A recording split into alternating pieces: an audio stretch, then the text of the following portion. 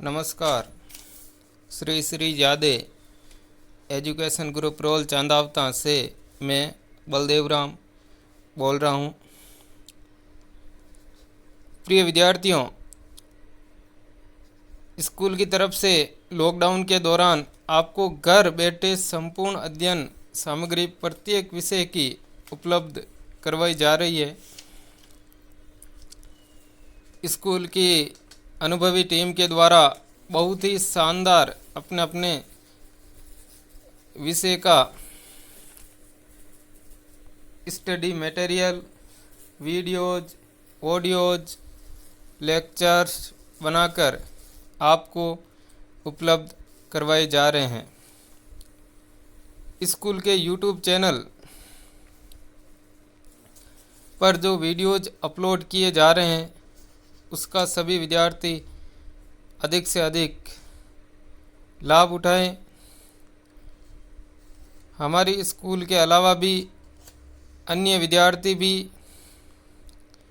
हमारे स्कूल के YouTube channel के माध्यम से घर बैठे अध्ययन कर सकते हैं। मेरा सभी से अनुरोध है कि आप हमारे चैनल को अधिक से अधिक सब्सक्राइब और शेयर अवश्य करें, जिससे कि प्रत्येक वीडियोज आपको तुरंत मिल जाए।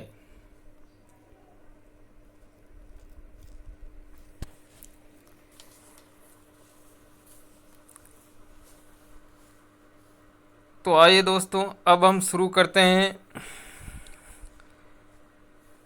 हमारे राजनीति विज्ञान के भाग बे राजनीति विज्ञान की जो पुस्तक है उसके भाग बे की इकाई फर्स्ट का जो पहला पाठ है, संविधान की विशेषताएं, इसको हम पढ़ रहे हैं। और आज हमारा जो टॉपिक रहेगा वो रहेगा संविधान की प्रस्तावना। संविधान की प्रस्तावना।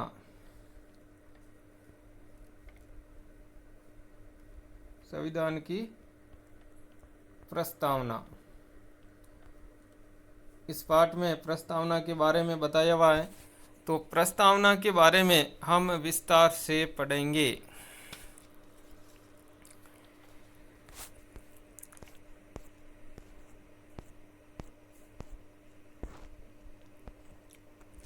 प्रिय विद्यार्थियों,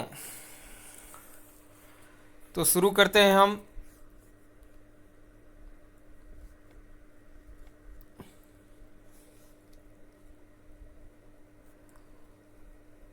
हमारे संविधान के प्रारंभ में एक प्रस्तावना है जिसके द्वारा संविधान के मूल उद्देश्यों को स्पष्ट किया गया है।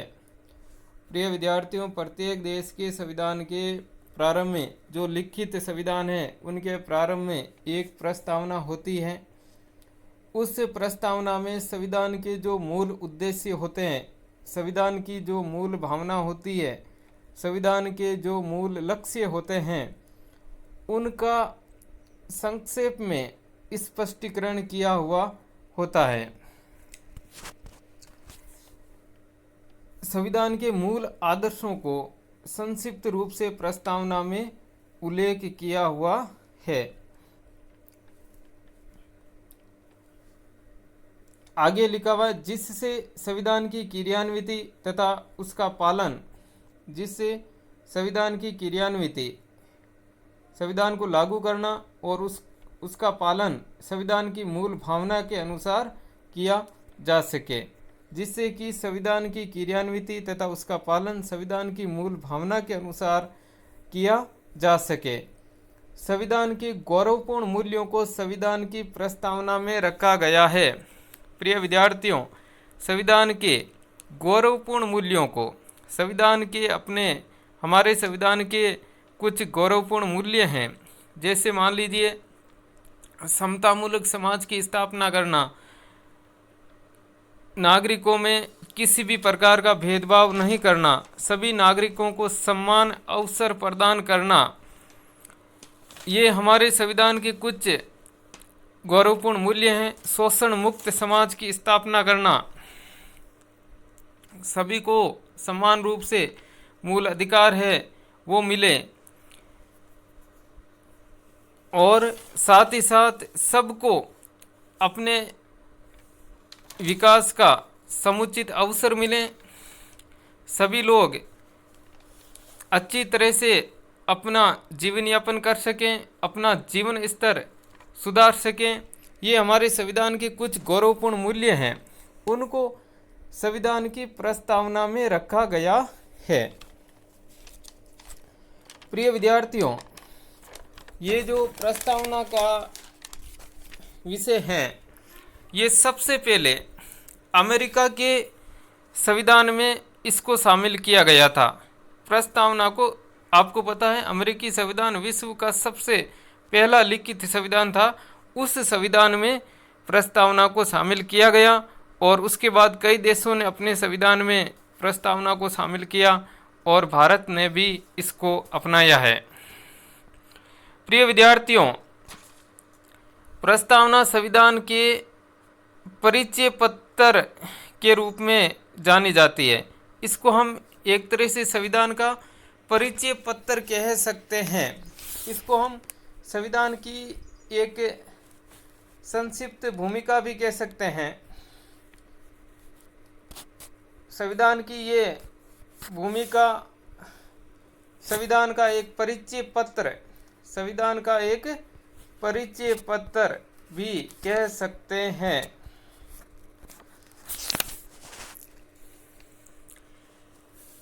प्रिय विद्यार्थियों, इसमें संविधान का सार निहित होता है।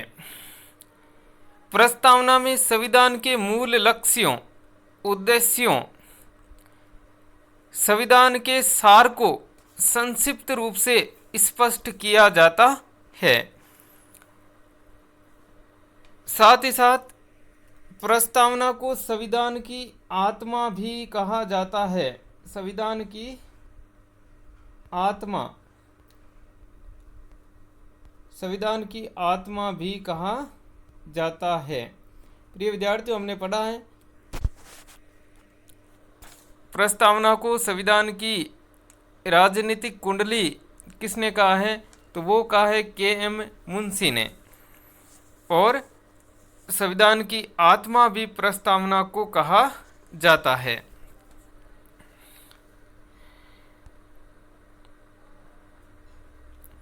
प्रिय विद्यार्थियों, प्रस्तावना में संविधान की मूल भावना निहित होती है। न्यायालय भी अगर संविधान की शब्दावली के ऊपर कहीं विवाद उत्पन्न हो या कोई शंका उत्पन्न हो तो उसका समाधान प्रस्तावना की सहायता से होता है। यानी कि प्रस्तावना में संविधान की जो मूल भावना है उसको मद्देनजर न्यायालय भी संविधान की व्याख्या करता है। तो प्रिय विद्यार्थियों, देखते हैं आगे क्या लिखा हुआ है। संविधान की मूल प्रस्तावना, संविधान की मूल प्रस्तावना।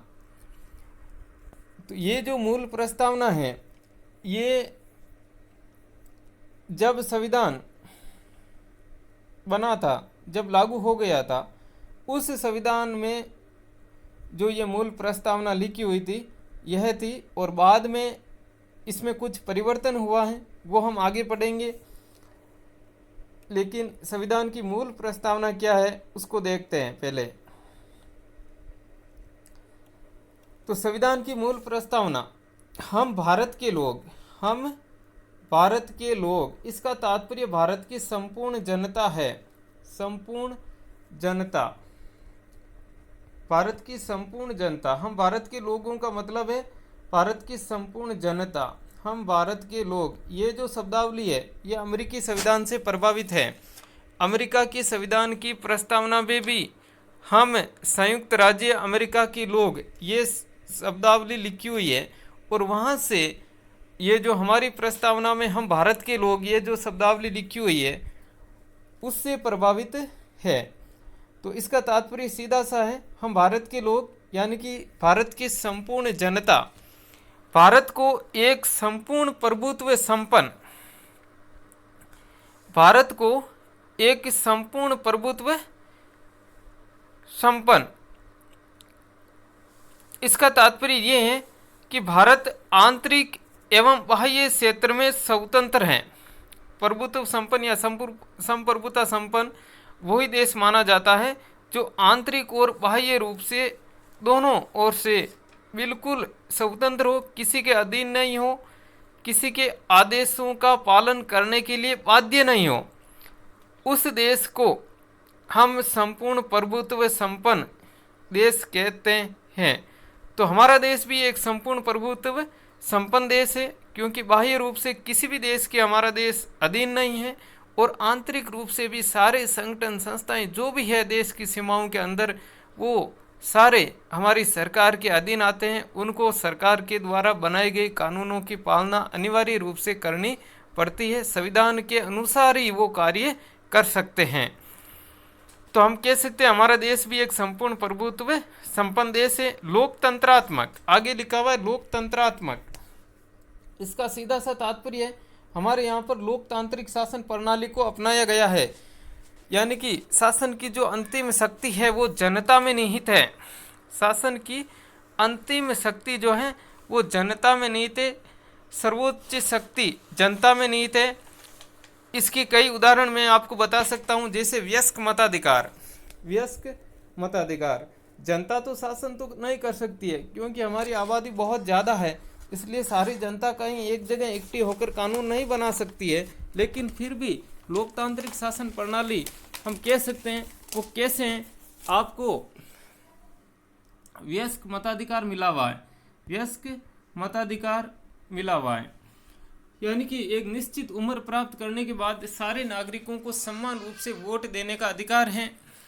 और ये जो लक्षण है ये हमारी लोकतांत्रिक शासन प्रणाली का एक मुख्य लक्षण हम कह सकते हैं। और साथ ही साथ निश्चित समय के बाद चुनाव होते हैं। यहाँ पर निश्चित समय के बाद चुनाव होते हैं, सरकारों का निर्वाचन होता है, जनता सरकारों का चुनाव करती है वोट देकर। ऐसा नहीं है एक बार सरकार निर्वाचित होने के बाद में वापस चुनाव ही नहीं होते हैं, ऐसा बिल्कुल भी नहीं है। जनता को मौका मिलता है अपनी सरकार चुनने का। उसके बाद कानून की सर्वोच्चता, कानून की सर्वोच्चता, हमारे यहाँ पर कानून का शासन है। चाहे राष्ट्रपति हो चाहे आम नागरिक हो, सबको कानून की पालना करनी पड़ती है। कानून के समक्ष सभी लोग बराबर हैं, सारे नागरिक बराबर है। कानून की सर्वोच्चता, न्यायपालिका की स्वतंत्रता हम कह सकते हैं। हमारे यहाँ पर न्यायपालिका की स्वतंत्रता, न्यायपालिका अपना निर्णय अपना कार्य संविधान के अनुसार करती है, न कि सरकार के अनुसार, सरकार के जो आदेश है उनके अनुसार अपना कार्य नहीं करती है। सरकार न्यायपालिका को किसी भी तरह से उसके कार्यों में या जो भी उसके निर्णय होते हैं उसमें दखल नहीं दे सकती है। तो न्यायपालिका की हमारे यहाँ पर बिल्कुल ही स्वतंत्रता है। और साथ ही साथ मैं कह सकता हूँ कि संविधान के द्वारा नागरिकों को जो प्रदत्त मूल अधिकार हैं वो भी हम कह सकते हैं कि ये लोकतांत्रिक शासन प्रणाली का एक अहम अंग है। किसी भी लोकतांत्रिक देश में नागरिकों को मूल अधिकार प्रदान किए जाते हैं। अगर वो कोई भी देश लोकतांत्रिक नहीं होगा तो वहाँ पर नागरिकों के मूल अधिकार कितने हैं या नहीं हैं, या मिले हुए हैं या नहीं हैं, वो हम बिल्कुल भी उसके बारे में नहीं कह सकते हैं। लेकिन हमारे संविधान के द्वारा नागरिकों को मौलिक अधिकार प्रदान किए गए हैं। तो हम बिल्कुल कह सकते हैं कि हमारी जो यहाँ की जो शासन प्रणाली है हमारे देश की, वो लोकतांत्रिक शासन प्रणाली है। तो लोकतंत्रात्मक, आगे शब्द जो लिखा हुआ है वो है गणराज्य। गणराज्य, प्रिय विद्यार्थियों, इसके बारे में मैंने पहले भी बताया था। गणराज्य, गणराज्य उसी को कहते हैं जिस देश का राष्ट्र प्रमुख, देश का प्रमुख वंशानुगत ने होकर निर्वाचित होता है उसे हम गणराज्य कहते हैं या गणतंत्र कहते हैं। हमारे यहाँ पर भी राष्ट्रपति का निर्वाचन होता है। राष्ट्रपति वंशानुगत नहीं बनता है, राष्ट्रपति का निर्वाचन होता है। तो हमारा देश भी एक गणराज्य है। तो लोकतंत्रात्मक गणराज्य बनाने के लिए तथा उसके समस्त नागरिकों को, संपूर्ण जनता को कह सकते हैं हम, समस्त नागरिकों को, जो नागरिक हैं सारे नागरिकों को सामाजिक आर्थिक और राजनीतिक न्याय। प्रिय विद्यार्थियों, प्रस्तावना में 3 प्रकार के न्याय का उल्लेख किया गया है। 3 प्रकार के न्याय का उल्लेख किया गया है। पहला है सामाजिक न्याय।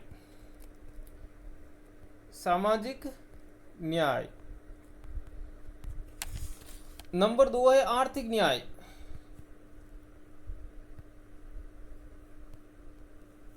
सामाजिक, आर्थिक, और नंबर 3 है राजनीतिक न्याय। ये 3 प्रकार के न्याय का उल्लेख किया गया है। तो पहला था सामाजिक न्याय। नागरिकों में किसी भी प्रकार का भेदभाव नहीं करना, जाति के आधार पर, वर्ग के आधार पर, वर्ण के आधार पर, धर्म के आधार पर, उनके वंश के आधार पर, उनके जन्म स्थान के आधार पर किसी भी प्रकार का भेदभाव नहीं करना सामाजिक न्याय कहलाता है। जाति, धर्म, मूल वंश, उनके वर्ग, वर्ण के आधार पर किसी भी प्रकार का भेदभाव नहीं करना सामाजिक न्याय। तो प्रस्तावना में सामाजिक न्याय का उल्लेख किया गया है। उसके बाद आर्थिक न्याय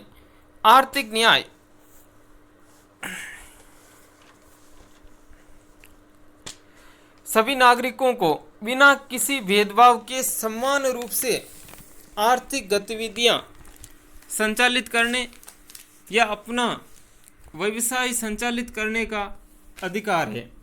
इसको हम कहते हैं आर्थिक न्याय। सभी नागरिकों को बिना किसी भेदभाव के किसी भी प्रकार की अपनी आर्थिक गतिविधियां और अपना व्यवसाय संचालित करने का अधिकार है बिना किसी भेदभाव के। और सरकार की तरफ से भी गरीबों को उचित अवसर देने के लिए, उनके जीवन स्तर को ऊंचा उठाने के लिए उचित सहायता प्रदान की जाती है, उनकी आर्थिक सहायता की जाती है।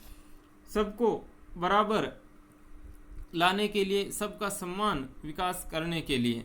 तो ये है आर्थिक न्याय। और साथ साथ मैं कह सकता हूँ आर्थिक न्याय में जो उत्पादन के साधन हैं, जो संसाधन हैं, वो किसी एक खास वर्ग या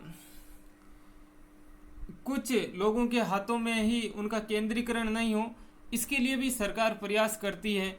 अगर ऐसा नहीं हो तो वो भी आर्थिक न्याय ही कहलाता है। आर्थिक न्याय यानी कि उत्पादन के साधनों का समुचित, सबको समान रूप से वितरण होना चाहिए। उसके बाद जो है अगला जो न्याय है वो है राजनीतिक न्याय में सबको समान रूप से मत देने का अधिकार मिला हुआ है। कोई भी नागरिक चुनाव लड़ सकता है और अपना राजनीतिक दल, पार्टी, संघ, संगठन बना सकता है। किसी भी राजनीतिक दल, पार्टी का वो सदस्य रह सकता है। तो ये हमारे यहाँ पर राजनीतिक न्याय की स्थापना की हुई है। फिर आगे लिखा हुआ है विचार, अभिव्यक्ति, विश्वास, धर्म और उपासना की स्वतंत्रता। प्रिय विद्यार्थियों, ये जो शब्द आ रहे हैं, विचार, अभिव्यक्ति, विश्वास, धर्म और उपासना की स्वतंत्रता। विचार नंबर 1, नंबर 2 अभिव्यक्ति, नंबर 3 विश्वास, नंबर 4 धर्म और नंबर 5 उपासना। ये हमारे संविधान की प्रस्तावना में 5 प्रकार की स्वतंत्रताओं का उल्लेख किया गया है। संविधान की प्रस्तावना में 5 प्रकार की स्वतंत्रताओं का उल्लेख किया गया है और 3 प्रकार के न्याय का उल्लेख किया गया था। तो पहली जो स्वतंत्रता है वो विचार विचार, तो प्रत्येक, इसका तात्पर्य यह है कि प्रत्येक नागरिक को अपने विचार प्रकट करने की आज़ादी है, अन्यों से अपना किसी भी विषय पर भिन्न या अलग मत रखने की आज़ादी है। तो ये विचार प्रकट करने की स्वतंत्रता। उसके बाद अभिव्यक्ति, नंबर दूसरी जो स्वतंत्रता है, अभिव्यक्ति। अभिव्यक्ति, इसको भी हम यही कह सकते हैं कि बोलने की आज़ादी, अपने विचारों को प्रकाशित करने का हम एक तरह से अधिकार कह सकते हैं।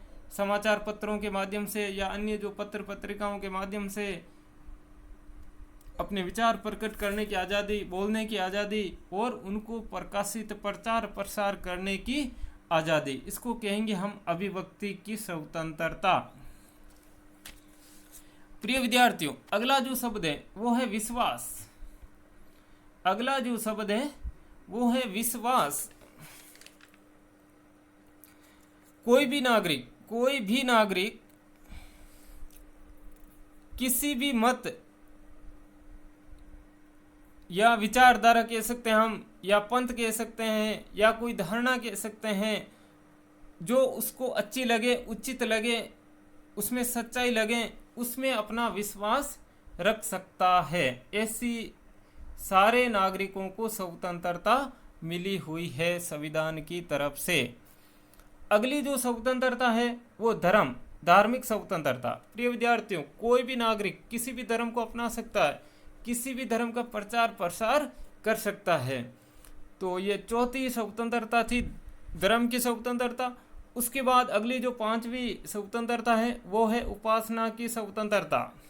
उपासना की स्वतंत्रता, इसको हम कह सकते हैं कोई भी नागरिक किसी भी पंथ, धार्मिक पंथ, देवी देवता की आराधना, पूजा अर्चना या उसकी उपासना कर सकता है। ऐसी सारे नागरिकों को स्वतंत्रता मिली हुई है।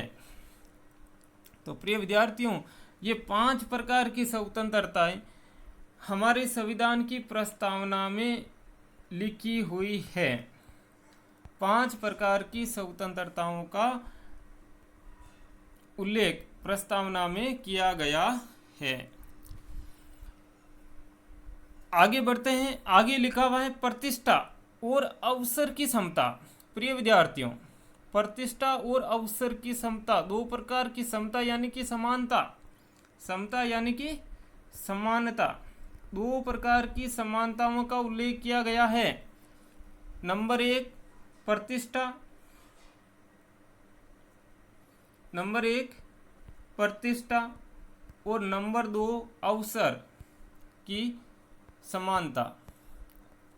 नंबर 1 प्रतिष्ठा की समानता और नंबर 2 अवसर की समानता। प्रतिष्ठा, इसका तात्पर्य यह है कि सभी नागरिकों को अपनी मान मर्यादा के साथ, इज्जत के साथ, आदर सत्कार के साथ जीवन जीने का अधिकार है।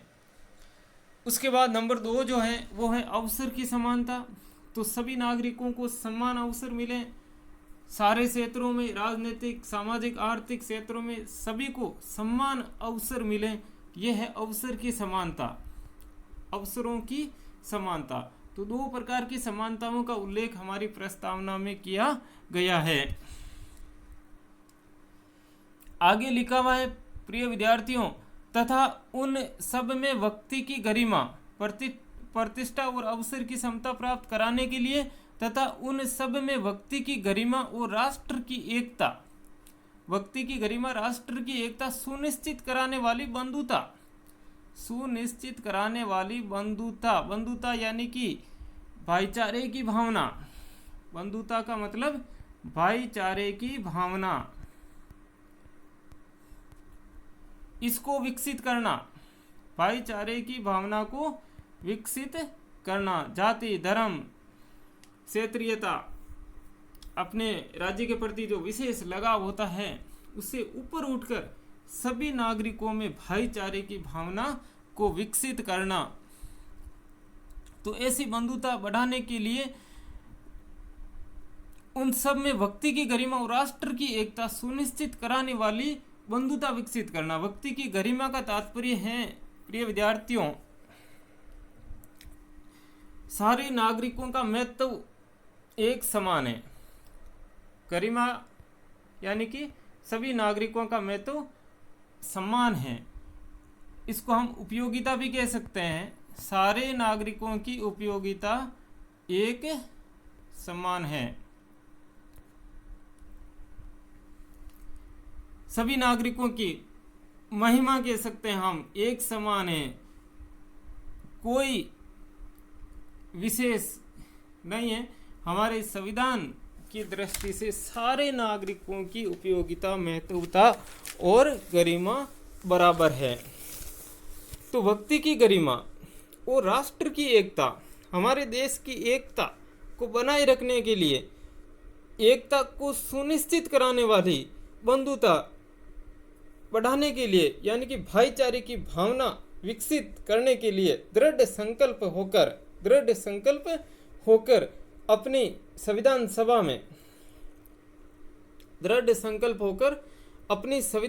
में आज तारीख अपनी संविधान सभा, आपको पता ही हमारे संविधान का निर्माण किसने किया? संविधान सभा ने किया।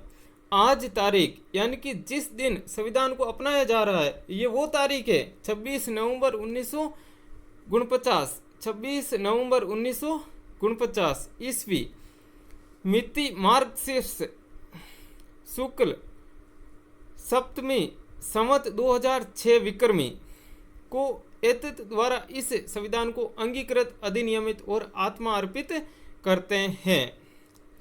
तो प्रिय विद्यार्थियों, 26 नवंबर 1949 के दिन हमारी संविधान सभा ने हमारे संविधान को अपनाया है। ये वो ही तारीख है जिस दिन संविधान सभा ने संविधान को अपनाया था। अंगीकृत का मतलब है अपनाना, स्वीकार करना, और अधिनियमित का तात्पर्य है, अधिनियमित हम उसको कह सकते हैं सर्वोच्च कानून के रूप में संविधान को लागू करना। अधिनियमित यानी कि सर्वोच्च कानून के रूप में इस संविधान को लागू कर रहे हैं, अंगीकृत अपना रहे हैं, संविधान को स्वीकार कर रहे हैं और सर्वोच्च कानून के रूप में संविधान को लागू कर रहे हैं, अधिनियमित कर रहे हैं और आत्मा अर्पित करते हैं। आत्मा अर्पित, प्रिय विद्यार्थियों, आत्मा अर्पित का मतलब है संविधान के सम्मुख हम सब लोग समर्पित हो रहे हैं, आत्मा अर्पित, और संविधान को अपना रहे हैं। संविधान के सम्मुख हम सब लोग समर्पित हो रहे हैं, यानी कि सारे लोग अपने आप को संविधान के समक्ष अपना समर्पण कर रहे हैं, संविधान के द्वारा संचालित होने का संकल्प ले रहे हैं। तो प्रिय विद्यार्थियों, 26 नवंबर 1949 को हमारे संविधान को अंगीकृत, अधिनियमित और आत्मा अर्पित किया गया। फिर आगे लिखा हुआ है संविधान में 42वें संविधान संशोधन अधिनियम 1976 की धारा। प्रिय विद्यार्थियों, 42वां संविधान संशोधन अधिनियम 1976 की धारा, आगे धारा लिखी हुई है 2, धारा 2 के द्वारा प्रस्तावना में निम्न संशोधन किए गए। प्रिय विद्यार्थियों, एक बात मैं यहाँ पर क्लियर कर देना चाहता हूँ, संविधान की प्रस्तावना में केवल एक बार ही संशोधन हुआ है, वो यही है 42वां संविधान संशोधन अधिनियम 1976 के द्वारा, और कभी भी आज तक संविधान की प्रस्तावना में किसी भी प्रकार का परिवर्तन या संशोधन नहीं हुआ है। तो इसके द्वारा निम्न संशोधन किए गए, तो देखते हैं कौन कौन से संशोधन किए गए। उसमें पहला जो है लिखा हुआ, इसमें पहला पॉइंट, संपूर्ण प्रभुत्व संपन्न लोकतंत्रात्मक गणराज्य के स्थान पर, प्रिय विद्यार्थियों, संपूर्ण प्रभुत्व संपन्न लोकतंत्रात्मक गणराज्य के स्थान पर संपूर्ण प्रभुत्व संपन्न समाजवादी पंथ निरपेक्ष लोकतंत्रात्मक गणराज्य प्रतिस्थापित किया गया। तो प्रिय विद्यार्थियों, कुछ शब्द नए जोड़े गए इसमें। 42वें संविधान संशोधन अधिनियम 1976 के द्वारा हमारी प्रस्तावना में कुछ शब्द, और वो 3 ही शब्द हैं। कितने शब्द हैं? केवल 3 शब्द हैं, केवल 3 शब्द हैं। तो इसमें लिखा हुआ है संपूर्ण प्रभुत्व संपन्न लोकतंत्रात्मक गणराज्य के स्थान पर संपूर्ण प्रभुत्व संपन्न समाजवादी पंथ निरपेक्ष प्रिय विद्यार्थियों, संपूर्ण प्रभुत्व संपन्न लोकतंत्रात्मक, यानी कि संपूर्ण प्रभुत्व संपन्न के बाद में यहाँ पर समाजवादी शब्द जोड़ दिया गया और उसके बाद पंथ निरपेक्ष, ये दो शब्द बीच में डाल दिए गए और फिर वापस वही शब्द लोकतंत्रात्मक गणराज्य प्रतिस्थापित किया गया। तो दो शब्द यहाँ आ गए, तीन शब्द मैंने कहा जोड़े कुल, तो दो शब्द, एक समाजवादी और पंथ निरपेक्ष, ये इस पहले पॉइंट में आ गए। समाजवादी उसको कहते हैं, समाजवादी उसी को कहेंगे हम कि हमारा देश एक लोकतांत्रिक समाजवादी देश है। जिस देश में जो उत्पादन के जो साधन हैं या उत्पादन के जो क्षेत्र होते हैं वहाँ पर उन पर नियंत्रण सरकारी क्षेत्र का होता है, यानी कि उन पर सरकार का स्वामित्व होता है, उसको कहते हैं समाजवाद। उसको हम कहेंगे समाजवाद। गरीबों का शोषण नहीं हो, वंचितों का, पिछड़ों का शोषण नहीं हो, इसलिए सरकार का स्वामित्व होता है उत्पादन के साधनों के ऊपर, यानी कि देश के संसाधनों के ऊपर सरकार का नियंत्रण होता है। लेकिन प्रिय विद्यार्थियों, मैं यहाँ कहता हूँ कि हमारे देश में लोकतांत्रिक समाजवाद को अपनाया गया है। लोकतांत्रिक समाजवाद, इसको अपनाया गया है।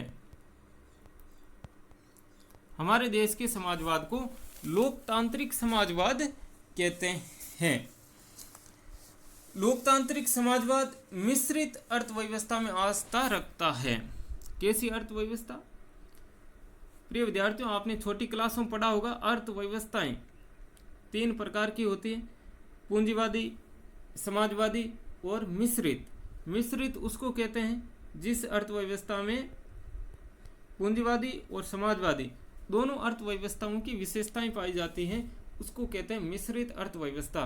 तो हमारे देश की जो अर्थव्यवस्था है वो मिश्रित अर्थव्यवस्था है, यानी कि हमारे यहाँ पर सरकारी क्षेत्र का भी स्वामित्व है और उसके साथ साथ में निजी क्षेत्र का भी स्वामित्व है। कुछ जो मुख्य जो क्षेत्र हैं उन पर सरकार अपना नियंत्रण रखती है और बाकी जो है क्षेत्र उन पर निजी स्वामित्व पाया जाता है।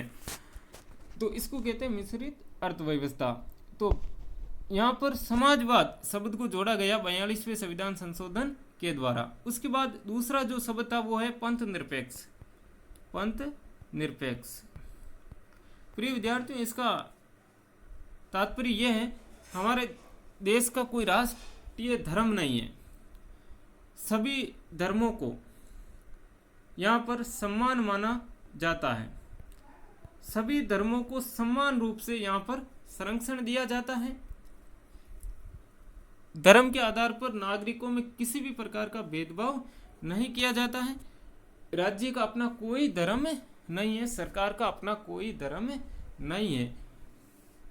धार्मिक विषयों को नागरिकों का एक निजी विषय माना गया है, लेकिन अगर कहीं धर्म के नाम पर कुछ अन्याय हो समाज में, देश में, तो वहाँ पर सरकार अपना हस्तक्षेप कर सकती है उसको खत्म करने के लिए।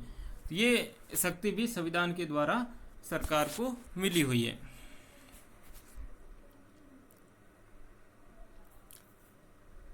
उसके बाद वही शब्द लोकतंत्रात्मक गणराज्य प्रतिस्थापित किया गया। तो बीच में दो शब्द जोड़े गए, समाजवादी और पंथ निरपेक्ष।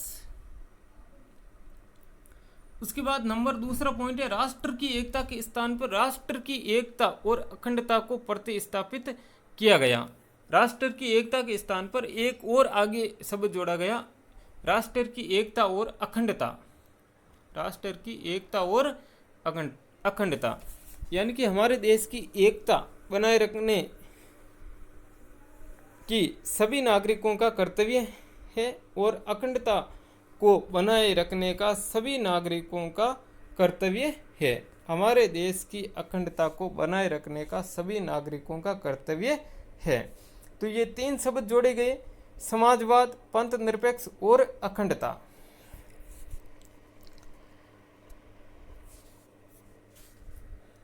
फिर आगे लिखा हुआ है, इस संशोधन के बाद प्रस्तावना निम्नानुसार है। तो उसके बाद जो प्रस्तावना है वो आगे लिखी हुई है। तो प्रिय विद्यार्थियों, 3 शब्द जो नए जोड़े गए हैं वो इस प्रस्तावना में है। तो इसको भी एक बार हम पढ़ लेते हैं। हम भारत के लोग भारत को एक संपूर्ण प्रभुत्व संपन्न समाजवादी पंथ निरपेक्ष लोकतंत्रात्मक गणराज्य बनाने के लिए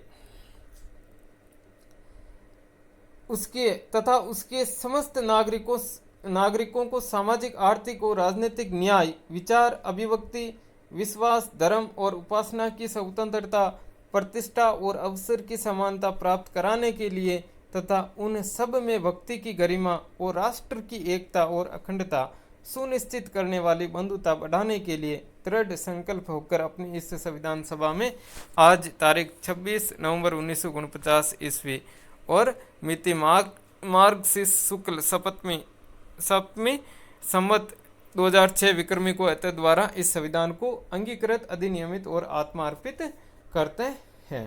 तो प्रिय विद्यार्थियों, ये थी हमारे संविधान की प्रस्तावना और वर्तमान में यही प्रस्तावना है। फिर आगे प्रस्तावना की विस्तृत विवेचना, इसकी प्रस्तावना को अलग अलग भागों में बांटकर हम इसको अगले वीडियो में पढ़ेंगे। धन्यवाद।